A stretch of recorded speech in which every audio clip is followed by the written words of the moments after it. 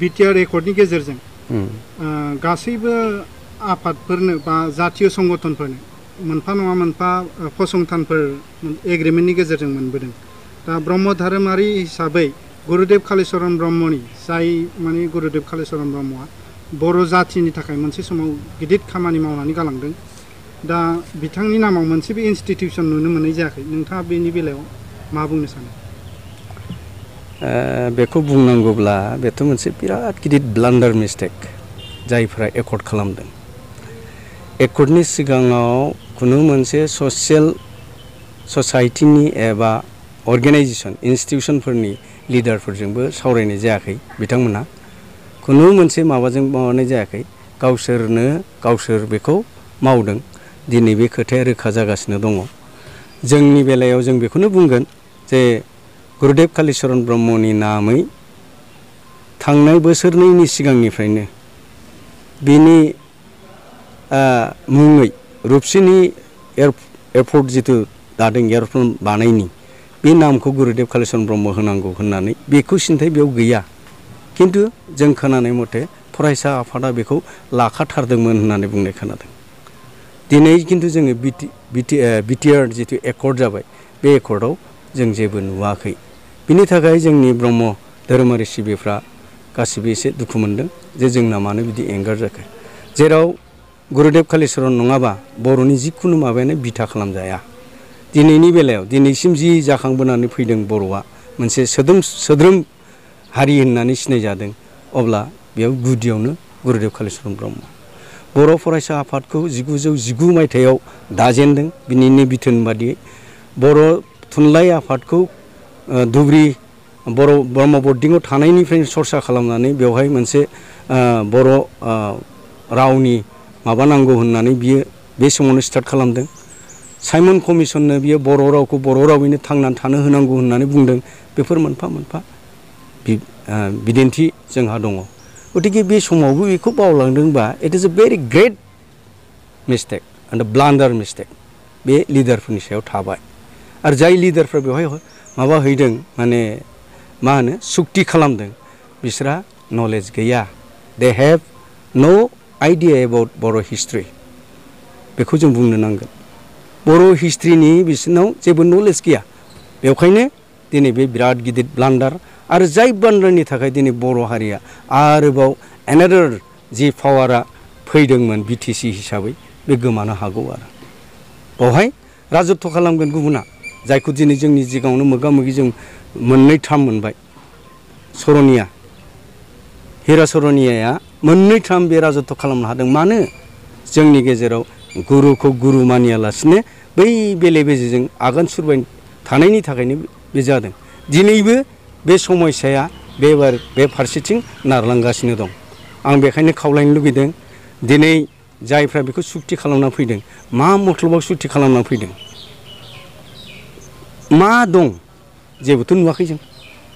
फैबाय थानाय समाव मा लुबैयो जेनेबा माबायदि? बे बिटिआर सुक्तिया जुदि बेखौ मावनो लुगैबायबा जों बेखौनो लुबैयो जे मोनफ्रोमबो बर'नि अनुष्ठाना थांनानै थानो थाखाय बा हारिनि मोजां मावलांनो हानायनि थाखाय बिनि खाबुखौ होनांगोन। आरो खाबुखौ होनांगौब्ला ब्रह्मफोरनोबो बबेबा नङा बबेबा मोनसेखौ माने होनांगोन। जेराव जों दा लुबैयो गुरुदेव कालीचरण ब्रह्म कालचारेल कमप्लेक्स मोनसे लुबैयो। बेजों लोगोसे बेवहाय रिसार्च सेन्टारखौ लुबैयो। आरो बे दा रुपसिनि जिथु नाम होननाय बेखौ बाहाय जिहेतु गुरुदेव कालीचरण ब्रह्मआ महात्मा गान्धीखौ बरायदोंमोन। बर'नि कालचारखौ लानानै दानाय लुनायखौ लानानै बेवहाय बागुरुम्बा मोसाहोनानै गुरुदेव कालीचरण ब्रह्मआ इन्डियान फ्रिडम मुभमेन्टआवनो बेवहाय महात्मा गान्धीखौ बियो बरायदोंमोन। बे थानाय समावहा माबायदि सोरखारखौ फैनायखौ हास्थायो? बे बेलायावथ' जों दा धोरोमारि आफाद हिसाबै जेबो बुंजानाय नङा। जोंनो जिखि माने आफादानो फैया मानो, जि पलिटिकेल पार्टियानो फैया मानो, बे जोंनि थाखाय बोजबजाथाव जाहैनांगोन। उनावहाय बिसोरो जायखि आफादानो फैया मानो, जिखि पलिटिकेल पार्टिया फैया मानो, बिसोरो मानसिनि थाखाय मावथारनांगोन। जोंथ' हारिसो नङा होमबा? बिसोर जि बर' हारिनि मावथारनांगोन। आरो ओंखायनो आं थोंजोङै बुङा जे सोरबाखौ फैथारनांगौ बा सोरबाया फैथारनांगौ बा सोरबाया देरहाथारनांगौ, आं बेखौ बुंनाय नङा। बेवहाय रायजो राजायानो गावसोरनो सायख'गोन। बयहाबो राइट दङ पलिटिकेल राइट बयहाबो दङ जायनो माने भट होनायनि बैसो जाबाय बिसोरो गावसोरनि बिजिरनो हानायनि गोहोबो दङ दा बेवहाय जोङो उमुकखौ हो थुमुकखौ दा हो बिदि होनलायलायोबा बे निस्सय बारानिफ्राय बारासिन गाज्रि जागोन आरो दिनै जोङो ससियेल मिडियायाव बहुद नुदों गावजों गावनो बिदा फंबायनि गेजेरावनो गावस्रानायनि माबाखौ होलायगासिनो दं गावसिनि पार्टिनि गेजेरावनो होलायलायगासिनो दङ दिनैथ' बे साननै सानथामाव बहुद बादि गाज्रि नुदों गथिखे बिदि जानो नाङामोन मानो जादों बे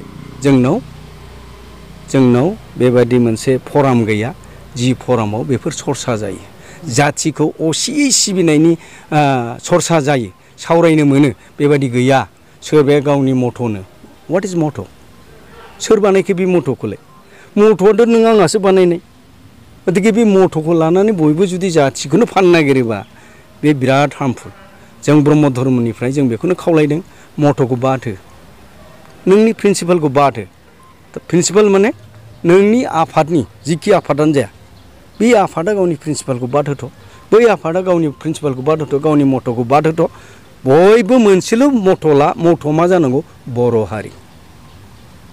बर' हारिया जुदि थोंजों थायोबा बयबो बियो जै जागोन बिनिनो मोजां मावनो गासिबो आफादाथ' बर'निनो मावनो नागिरदों खिन्थु दिनै जों नुदों गावजों गाव बर' बहा बर' बेबो बेखौ नांलाय खमलायै फोजोबस्रांलायनायनिसो सेस्था लादों गथिखे जों धोरोम आफाद हिसाबै जों खावलायनो लुगैदों हे बर'फोर हे मुलुगनि बर'फोर खौसे जा बेनो हाइ टाइम खौसे जायाब्ला जों थैगोन जोंनाव गुरुदेब कालिचरना बुंदोंमोन नै बर'फोर नोंसोर खौसे जा खुनु धोरोमखौ जाथिखौ बासियाखै बियो बुंदों नों जि धोरोमाव दं बावनो था